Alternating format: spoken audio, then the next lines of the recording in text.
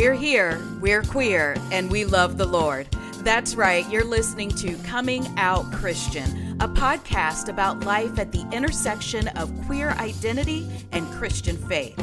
This fun, faithful, and sometimes irreverent podcast is a production of Love Boldly, an Ohio-based nonprofit creating spaces where LGBTQIA+ people can flourish in Christianity. I'm one of your hosts, Siobhan Boyd Nelson, and my co-host is the Reverend Dr. Ben Hillscamp, Executive Director of Love Boldly. So join us, and let's find out who's coming out today.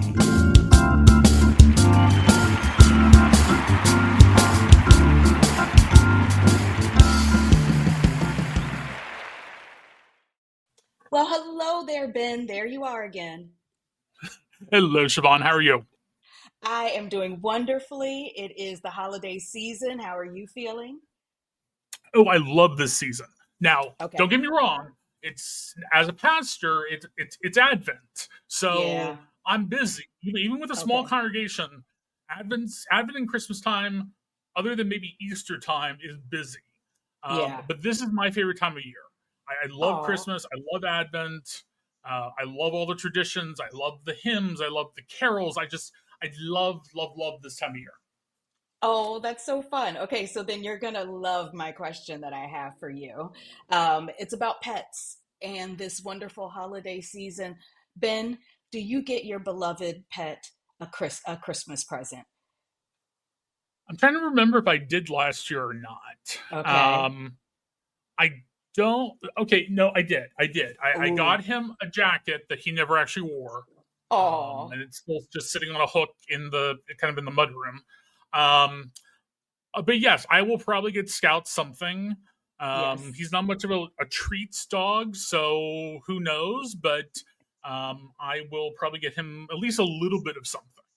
Okay. I also get my pets something for Christmas.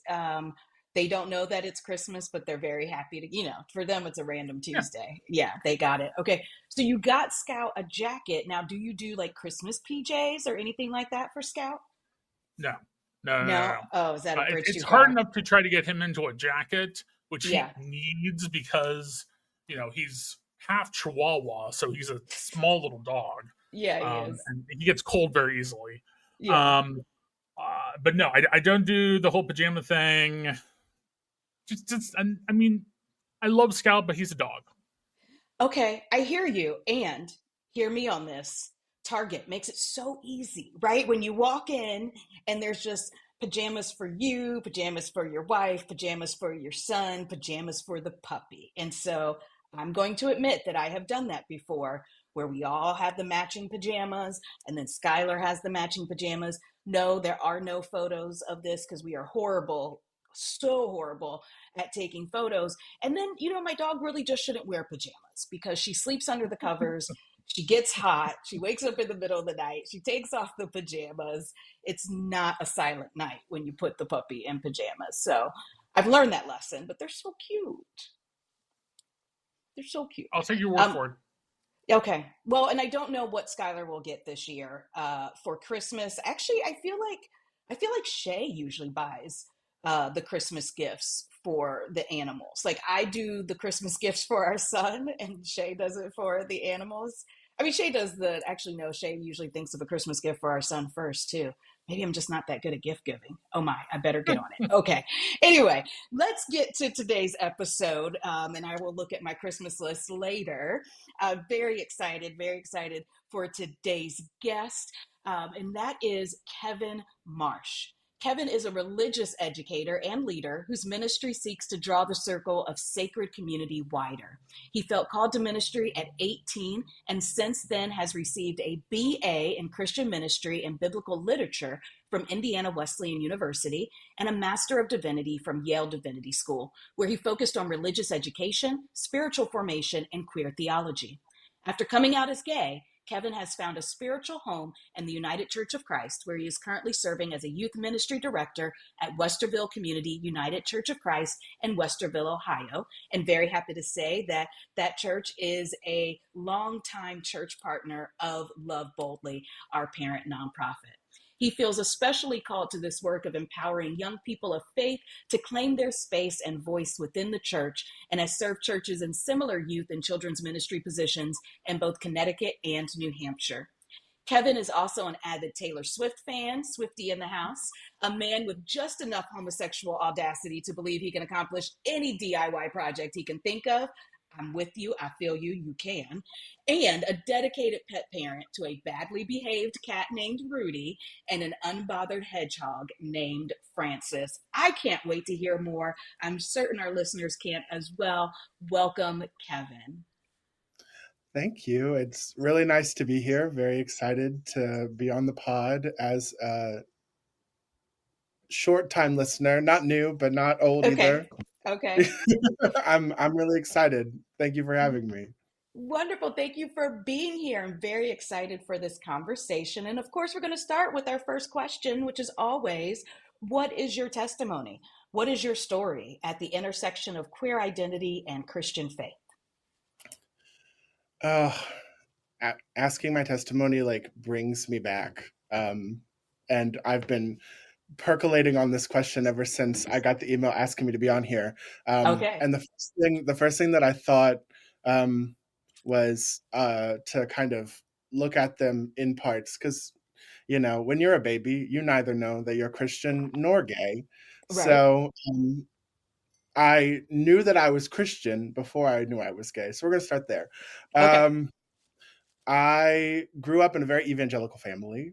Mm-hmm. Um, we were like we go to church on Sunday mornings, we go to church on Wednesday nights, Yep. kind of people. And I grew up homeschooled, Oh, which okay. was, I think, a distinct flavor of evangelical upbringing, because my entire life kind of revolved around this identity of Christian, Yeah. where it was incorporated into all of my social gatherings because all my friends were at church. Mm-hmm. And then it was incorporated into everything that I learned growing up. So God kind of was just like infused into my entire life. Yeah. Um, my my deepest desire, I think, as a kid was that I just wanted to be good. Okay. Like Yeah. Yeah. I wanted to be good enough for God. Mm, There's this idea of like, well, you can't be good enough, but then at the same time, there's this underlying subtext that you have to be. Because if right. you aren't, Yeah. then there's that eternal, um, the looming fear of eternal torment that gets kind of Mm-hmm. shoved down your throat as a 5-year-old, which is a really crazy time to learn about Yep. hell. It Um, is. It is. um, but so all I, the model of like, well, like you get welcome into the kingdom of God, and he says, well done, my good and faithful servant. And all I wanted in life was to be that good and faithful servant. And Yeah. I feel like as a little kid, I got really good at it. Mm, I was one of those kids that like never broke the rules, mm-hmm. never stepped out of line, and I kind of got a little cocky in the fact that like, oh, I'm really slaying this Jesus thing. Oh, Um, and I feel like the first time that really got kind of tested was when I started to kind of have those the queer unveiling experiences. Like the first times that I have those thoughts where I'm like, oh, am I a little fruity? oh. Uh, um, and I have like there are experiences when I look back on that I'm like, what other people should have realized this before I did. Okay. Um, Yeah. Yeah. yeah, like Yeah. I feel like my gay awakening without me knowing it was when I was 4 years old doing the choreography to "Oops, I Did It Again's music video in the Okay. That was cart a in sign. Kroger. Yeah. That was my mom should have known then, but she did not. Uh, but for me, the first time I really had to like start to to grapple with the idea of that I might be queer was when I was like 16 and got a Mhm. job working as a lifeguard, and I started noticing boys. Oh yeah. Oh when I yeah. was at the pool, and it kind of threw me for a loop because I'm like, oh, I'm feeling these weird butterfly feelings that people talk Mm-hmm. about in movies that I'm supposed to feel for girls, and I don't feel that for girls. So what's going on here? And then you do like the furious Google searches of like, taking the BuzzFeed quizzes of am I gay on the family computer for hours into the night. Um, and eventually I kind of had to like step outside of my like shame spiral and just kind of gaslight myself into thinking, oh well, maybe I'm just bi and I'll Oh find a girl and it'll yeah. all be fine. um and so that's kind of what I was hoping for Mm-hmm. through most of high school. um and then I felt called to ministry at 18. Okay. And for me,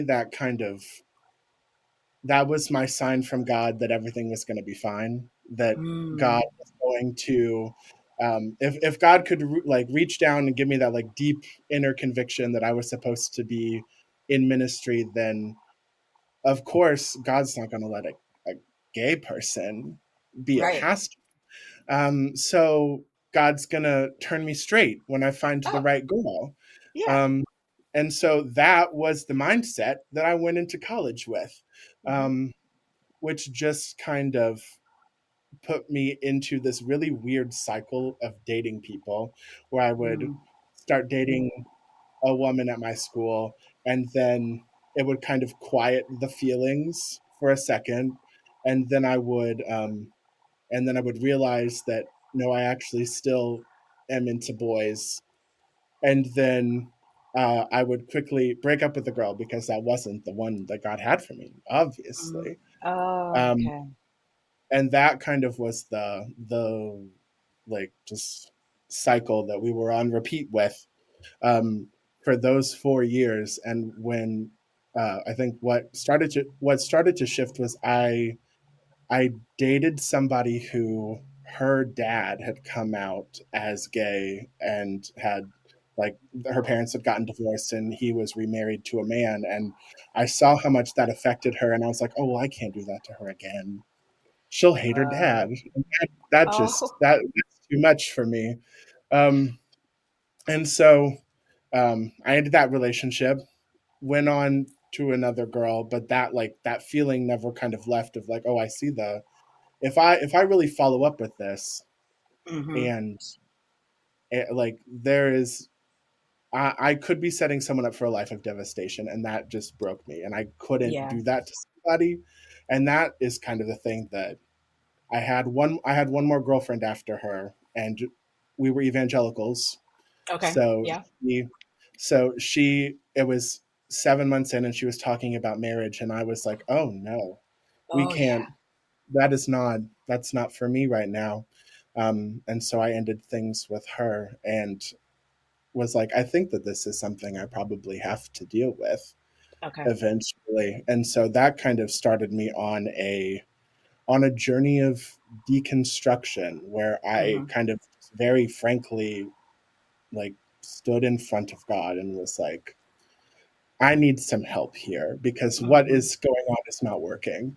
And I was kind of open to anything, but I was raised in a community that was so biblically literalist. Yeah. Um, and I had never encountered really theology too far outside of that realm. And I really it had been 4 years of studying theology under that like evangelical framework. And I really just wanted to get an understanding of what other people might be thinking.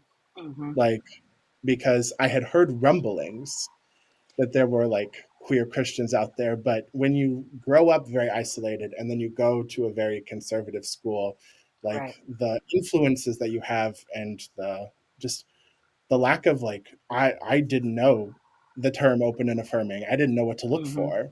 Right. Um, Yeah. and so I started down a path of just like Googling what are liberal Christians.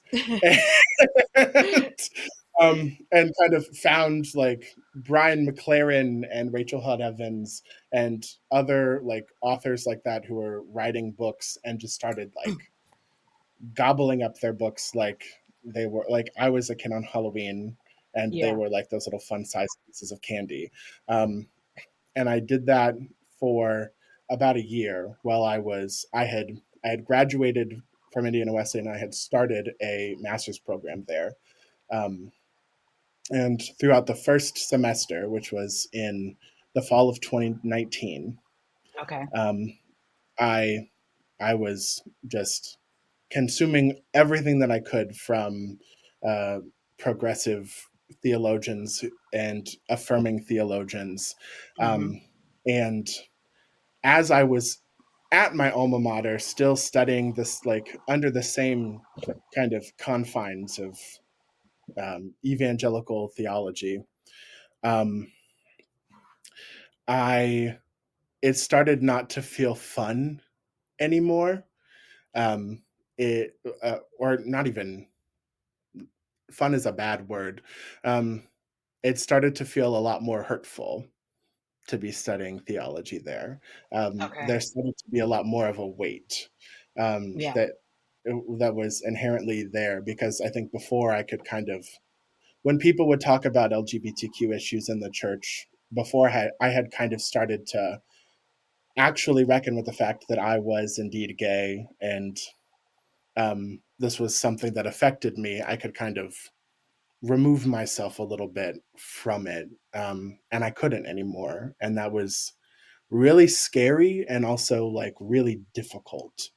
Um, and so I really started to feel very out of place there. I already Mm-hmm. kind of did feel like I felt in, but it was like really intense because at that point started I had come to terms with the fact that I was gay. I didn't know what that meant for me necessarily.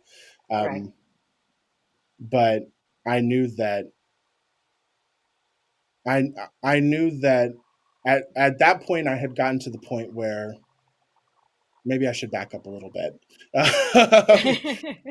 as I was as I was on that deconstruction journey pretty early on, um, I really started to just kind of sit and meditate for the first time with God. You know, I Okay. feel like when you grow up, you're kind of taught that the only ways that you can kind of encounter God is like very um, a very deliberate like form of prayer where you're talking at God Mm-hmm. and then like amen, the Right. end, or through like reading the Bible. And so I started to kind of look at other ways to try and interact with God because those didn't feel right anymore. And so I started trying to like meditate and experience God in nature for the first time. Okay. And I was meditating over like just the concept of what it might look like for me to be gay and Christian and for those to like not be at odds Right. necessarily. Um, and for the first time in my life, I just felt this like really intense peace. Oh, that's beautiful. Um, and I was sitting underneath of a willow tree, and because of that, willow trees have always been like this like special metaphor for God for me. Yeah. Um, uh, but I just kind of felt like engulfed by the love of God in that moment, and just like peace, kind of like I don't know if you ever had a moment where just it felt like God's peace was just kind of radiating out of your soul, and it felt Yeah. supernatural and also like the most natural thing in the world. Mm-hmm. Um, but that was my first really big moment where I was like, okay, I don't know how this is going to look, but I'm gay and I'm still trying to do this God thing, Okay. and Yeah. we're gonna figure it out as we go, Yeah. you know. Yeah. So as I was so after I accepted that, that's kind of when everything started to get a lot more heavy at school, and Mm-hmm. I because at that point evangelical Christianity was the only Christianity that I knew of other than like Catholicism, and I didn't think that they were going to be a lot more chill. Right. Um, No, not much more. no, not from what I've heard. And so I was really unsure about where my place in the church was going to be, and that also started to get really, really heavy, Mm-hmm. to the point where I had just like a little minty bee, and went to my mental breakdown for those who aren't on TikTok, and and went to my favorite professor's office at Indiana Wesleyan, and talked to them and just kind of let it all out. Not knowing where they stood on anything, just knowing that I needed somebody to talk to. Okay. Anybody was going to be affirming at that school, it might have been them. Okay. So I, so I sat down in their office and just started crying and told them exactly all of the things that were going on and all of the feelings that I'd been having. And the first thing that they did was get up and hug me, which I was not expecting. Oh, that's beautiful. And then they looked me dead in the face and they said, Kevin, there is a place in the church for you, but this might not be the best one for your flourishing. Mm-hmm. Um, and they were like, I think that you might need to go to seminary somewhere else than right Yeah. now because you're not happy. This is not good for you. Um, and they recommended that I check out Princeton. And I thought, well, if I can get into Princeton, I can get into Then Yale. And so I applied to Princeton, Yale, and a couple other schools, and I was very shocked when I got into them. Um, and uh, that was um, that whole thing happened in February of 2020. That professor also had wow. mentioned the United Church of Christ, and so in February of 2020, I went to my first United Church of Christ um, service, and that was Okay. also a very emotional experience for me. Um, I don't know if you like. There's a UCC like O&A statement that's Mm-hmm. like, like that. I think a lot of churches kind of just copy and paste of like, we affirm people of all like races, genders, gender expressions, nationalities, sexual orientations, and when they started doing that, like in the announcements, I remember I was sitting in the back, and I just started crying, Wow. and I kept crying throughout the whole service, because it was the first time that I kind of felt like I was able to bring my whole self to a church. Right. But so much so that like it was soft, it was muffled. I wasn't disrupting people, but the person right next to me kind of turned to me and was like, "Honey, are you okay?" Yeah. And I'm like, "Yeah, I'm fine. I'm fine. Just Yeah. sorry." um, I think I was able to pull it together before communion, thankfully. Um, Okay. Yeah. but, but it was really powerful to finally feel like I was in a place where God wasn't being kind of held from me at arm's length. Mm-hmm. You Mm-hmm. know, like where Yeah. I felt like God was attainable. Right. Um, in the sense that I didn't have to do anything to earn or to be good enough to be able to interact with God. Right. Um, that was deeply, deeply impactful, and that is what carried me into the pandemic because I started going to church in February of 2020, and then everything shut down.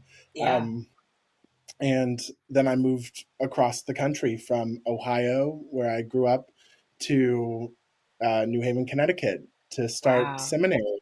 Yeah. Which, would not recommend No, moving not at that across moment. the country during the pandemic. It was a wild time to just kind of pick up and start over. But I was very, very fortunate for my time at Yale. It is, I think, the thing that's formed me the most as a queer Christian, because Mm-hmm. it was the first place I was ever out, just like as a standard of practice. Everybody Yeah. knew that I was queer, and everybody knew that I wanted to do ministry and was doing ministry. Very quickly became a student pastor at a church in Connecticut while I was in grad school. And it was also the place where I kind of was able to I had done all of the deconstruction work Mm-hmm. over that year, Right. and I was able to kind of start putting the puzzle pieces back together. Yeah. Kind of finding finding what still fit in my Yeah. soul, what didn't anymore. Is where I explored like what it was like to be gay for the first time, which coming out in the middle of a pandemic is also very weird. Oh Um, yeah. yeah, because when I first started coming out in like the fall of 2019, um, I I was like, oh, I'm too afraid to explore gay stuff. I'll do it in like 6 months, and then 6 months rolls around and all gay stuff is closed. It was. Yeah. And so for me, that ended up manifesting in like after I moved to Connecticut, I got involved in the drag scene. Oh wow. Okay. I started performing in drag, and that's how I worked my way through seminary, which was that was the time in my life where I feel like I contained the most multitudes. Uh, Well, Kevin, I've got to say, I don't know that I've ever met anyone who's told me that they worked their way through seminary with drag. And like, yeah, please jump on the Instagram, y'all. Tell us if there's anybody else, if you've heard this story before. But this is a first on my bingo card. I do know that there's a few others that are still in the drag scene and doing pastoral ministry. They're very great. I will send you their Instagrams. Oh, Um, wow. yeah, but so I wasn't the only one. But it was the first time that I kind of got to explore my like feminine side in my life, which was very fun. Like you said in my bio, I have the homosexual audacity to think that I know how to do everything. Yeah. Whether that be like refinish a dining room table or style a wig with zero practice either time. Okay. Uh-huh. um, I will do it, and I'll do it again until I actually do it. And in 2020, I had all the time on my hands, so That's right. that is what I did. Um, but yeah, and Yale was like a really interesting place where like that was actually like celebrated. People were like, "Oh, that's really cool! Like you're Yeah. doing and you're in seminary. That's wild."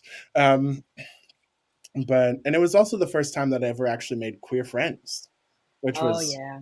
really important to me because up until I started coming out, I didn't realize like I didn't even realize that like gay people were like happy, Okay. Yep. like Yep. people like queer people kind of get painted within evangelicalism as like constantly unsatisfied, and Mm-hmm. they're always you know sad and miserable because they don't have true faith in Jesus, which is kind of the scare tactic that also kind of I think kept me from ever exploring, because it's Right. they just Yeah. they want to control you, they want to Right. control. um but so that getting to experience queer life in like so many aspects Mm-hmm. um for the first time completely rocked my world in the best way. Yeah. um and it provided me enough space to kind of lay down that need to be good enough for God and just kind of exchange it for an actual like intimacy with the divine, which is what I Mm-hmm. feel like we're all kind of searching for, um, and kind of gets gate kept from us. And that's like I was really struck by the do you know the story of Elijah?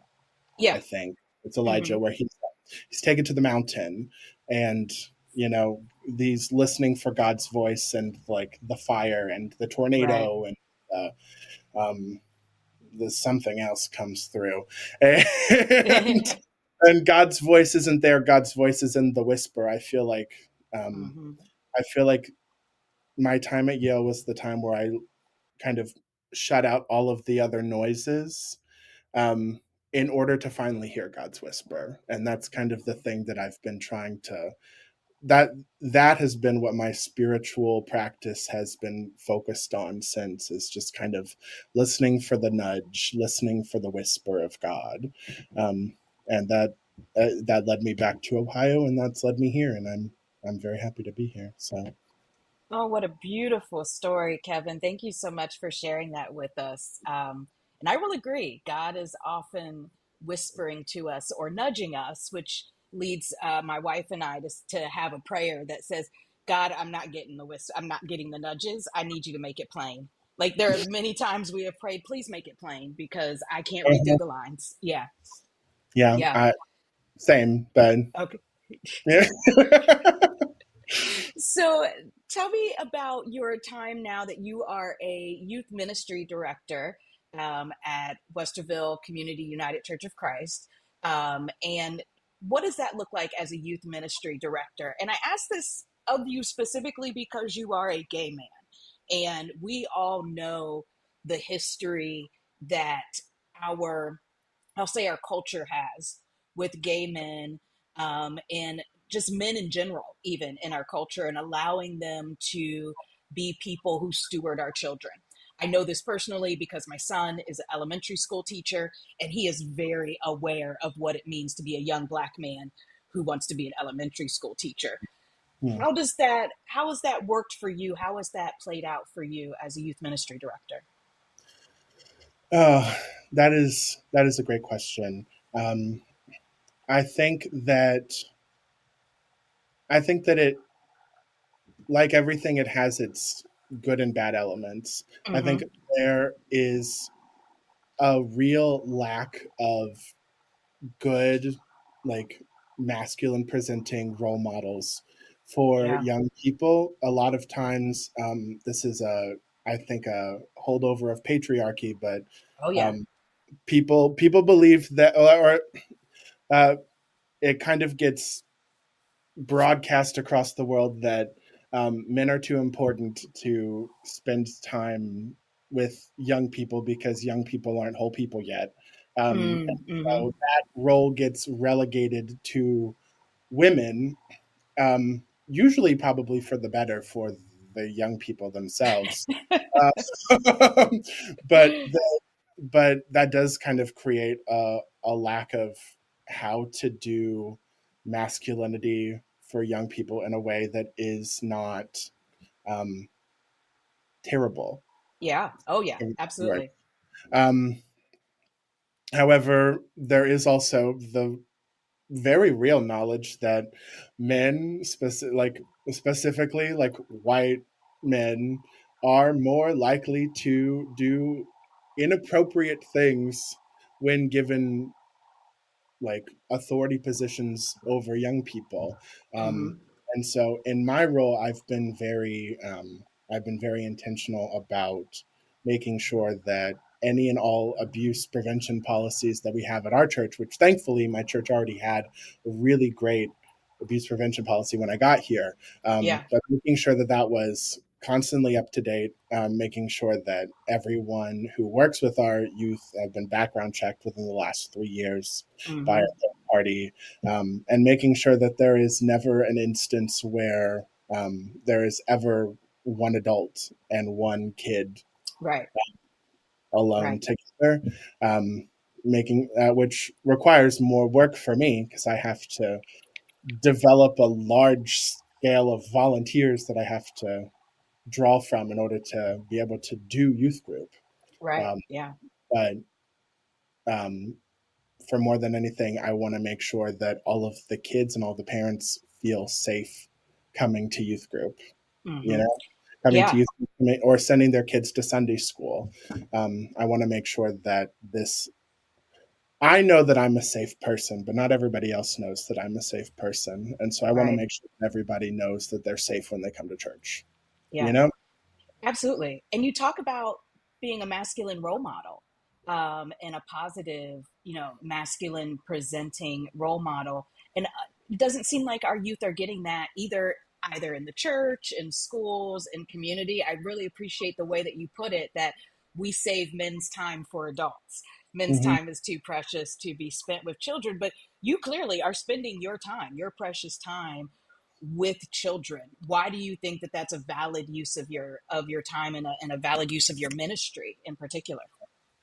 I ever since I kind of stepped into progressive Christian spaces, I have felt very strongly that mainline Protestantism's biggest fumble is its inability to teach their kids and young people.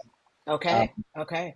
I feel like we are really doing a disservice to most of the um, most of the young people in our churches because we aren't offering good programming for them, and good programming that is like exciting but also like Mm-hmm. well thought out and Mm-hmm. theologically sound, that has like a lot of effort put into it to make sure that they kids kids can tell when they are the afterthought Mm. in a Yeah, they church. can. Yeah, they They can. can. And they also can tell when a space feels like it was made for them, or that you Mm-hmm. spent time setting up that Yep. space for them.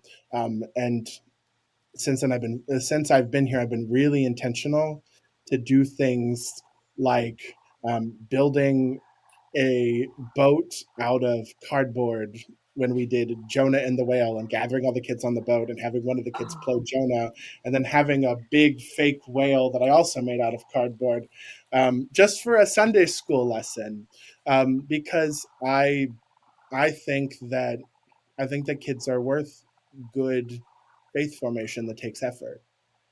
that is, yes, absolutely. Yeah, And my goodness, everyone should have a youth ministry director that is also a DIY enthusiast, because you see what you get. You get a absolutely. boat Yeah. and a whale. Yeah, I remember that week specifically, I called my best friend and I said, I really can't believe that this is my job because I'm just building crafts out of cardboard all day this Friday, and it's kind of crazy. Yeah. But it's fun. I love it. And that's, it's just part of the gig. Um, Yeah. but but yeah, I think that kids kids deserve just as much, if not more, thought out faith formation programming because they have had none. Like Right.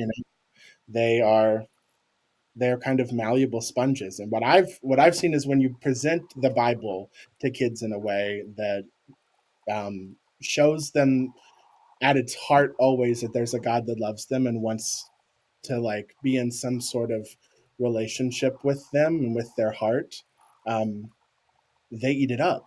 They love it. Um, Mm-hmm.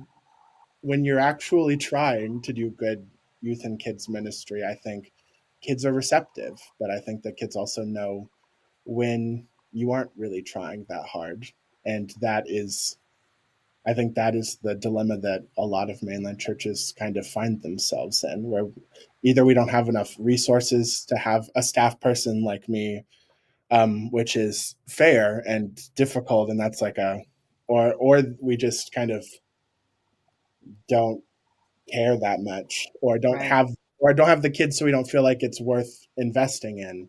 Right.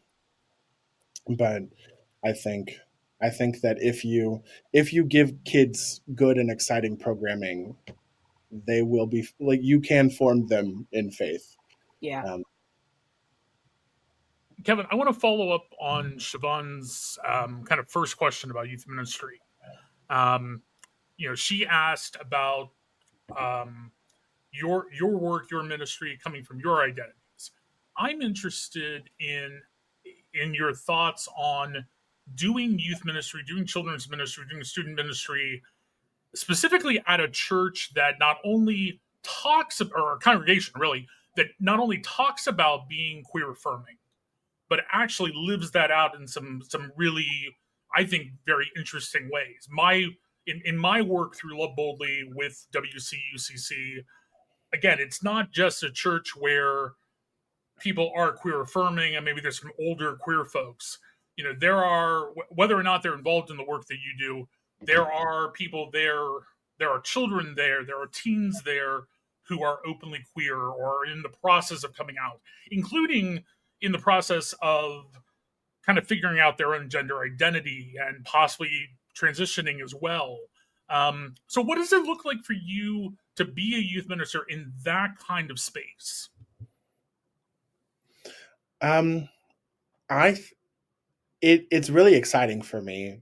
I think more than anything, it's it's the first time I think that I've been in a church with this many queer people, this many queer families, to where it kind of feels like the norm for there to be LGBTQ people within the Mm-hmm. life and ministry of the church. It's normal to see a family with two daddies and two mommies, and it is really exciting that it just gets to kind of be baked in. I think for a Yeah. long time, like especially in the first church that I ever worked at within the UCC, I was out, but I was one of I think two LGBTQ people at this church. Mm-hmm. And so it kind of always felt very like, well, I'm the token gay, and here I am. And Yeah. whenever Yeah. we have anything to do with LGBTQ people, um, we we kind of drag you out on stage and have you talk about it. And it feels Mm-hmm. really, really cool for this to just kind of be the normal culture of the church. It like I also feel like because we have a pretty good population of LGBTQ families and young people, that I get a really cool, unique opportunity of, which I think is also very like healing within my own self. And I've talked to my therapist about this, but getting to be the like the queer youth pastor that I know that I needed as a kid, I know Yeah. Yeah. other people, and that um, I I'm very happy that I get to kind of help show like shield my like some of my kids from the religious trauma that was infected on me as a child. Mm-hmm. Um, and it also is really fulfilling to me to be able to kind of walk through these things with people who are walking through it for the first time. It's kind of Yeah. like it's the model of pastoral ministry. It's the shepherd and the friend who kind of links arms with you and walks down a path that they've seen before. Yep. um and it is it like those are the moments that make me wake up and love my job. So Oh, that's wonderful. And it's so amazing to think that there are young people right now growing up in churches where queerness is baked into that church, into that community, that church life. And it's not about being a token. They're not seeing other people being tokenized. There's no mhm. concern that they'll be tokenized. And they've got a really great role model in you. And not just you. You don't have to be we were talking Yeah.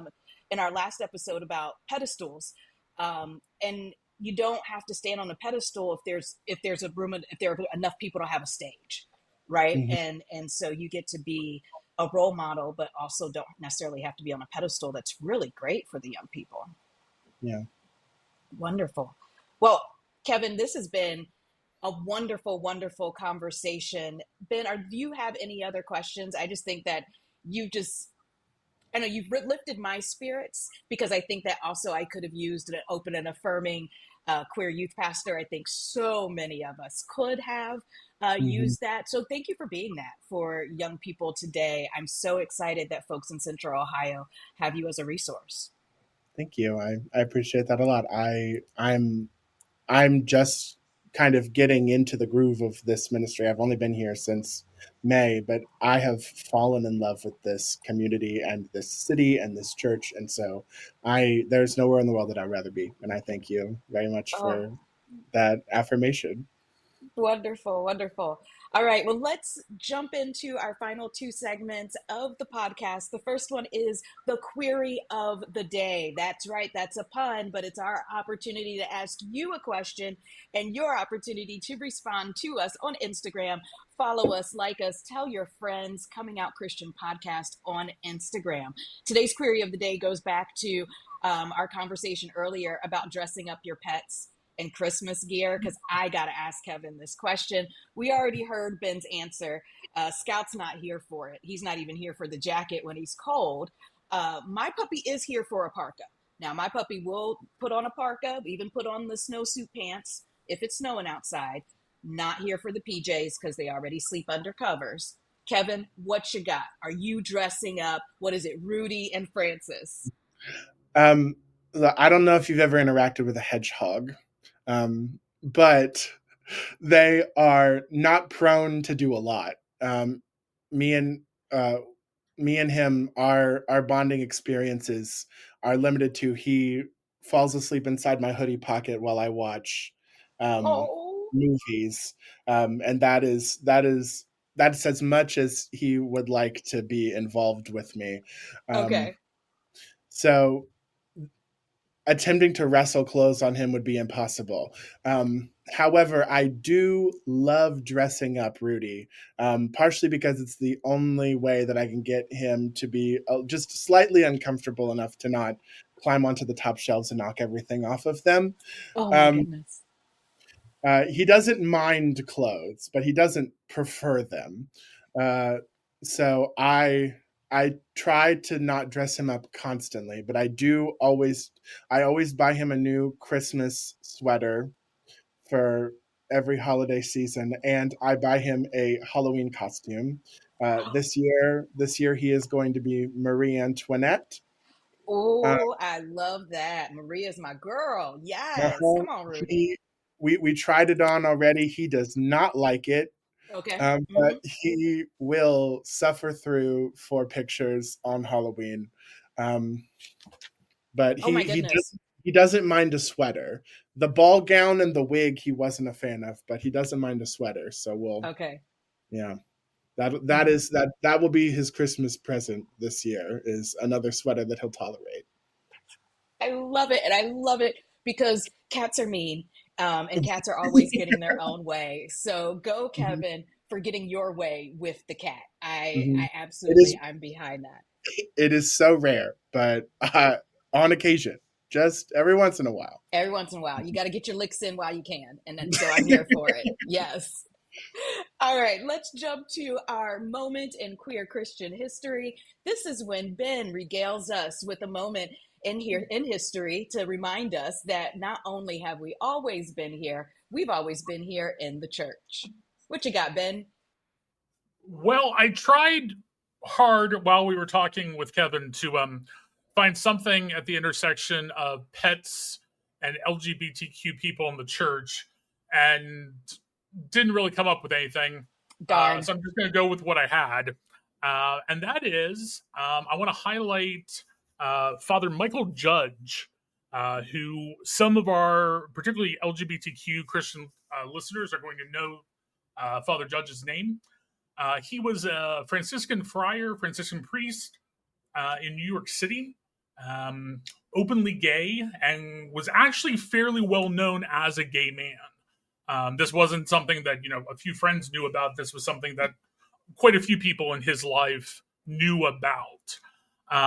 He was also a chaplain with the FDNY, the fire department in New York City, and he was unfortunately was killed in the 9/11 terrorist attacks in 2001 while acting as a chaplain to some of the responding fire companies. There's a very famous picture of Father Judge being carried out of one of the towers by several firefighters, having discovered his body um, fairly soon after the attack. Um, but again, he is very well known for as a chaplain at 9/11, someone who responded on scene with the FDNY immediately after the attacks, um, and also as someone who, in addition to that, was a well-known LGBTQA plus Catholic and Catholic priest. Wow, what a moment in history, Ben. Thank you so much for sharing that with us. That's pretty impactful. All right, y'all, that brings us to the end of yet another amazing episode. Kevin, our wonderful guest, thank you so much for sharing with us, sharing your story, and really just, I don't know, you've energized me when it comes to youth ministry and the importance of taking that seriously. So thank you for being here. Yeah, thank you guys so much for having me. It was a blast. Is there anything that you want to promote? Any events coming up? Well, if you are in the Columbus area and don't have a church for Christmas, you are always welcome at Westerville Community United Church of Christ. This year, we will be doing a Christmas pageant on December 13th at 7 o'clock, where all of our young people, like kids, youth, will be doing a Western-themed Christmas. I'm music directing it along with everything else I'm doing right now, so I'm very tired. I'm a little sick of Christmas carols, but it's okay. It's going to be a great show, so you guys should come and see our support our kids and celebrate Christmas with us. It'll be great. All right, go youth program at Westerville UCC. Hope you have an amazing Western themed pageant. How fun is that? Yes. And to everyone else, happy holiday season. Please remember, answer the query of the day, like, subscribe, share it with all of your friends, and we will see you next time on Coming Out Christian.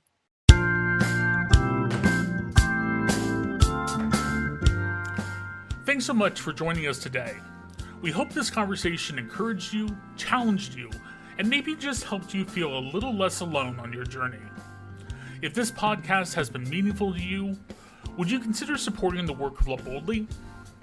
Love Boldly's mission is to create spaces where LGBTQIA+ people can flourish in Christianity, and your donation helps make conversations like this one possible. You can give at www.loveboldly.net/donate.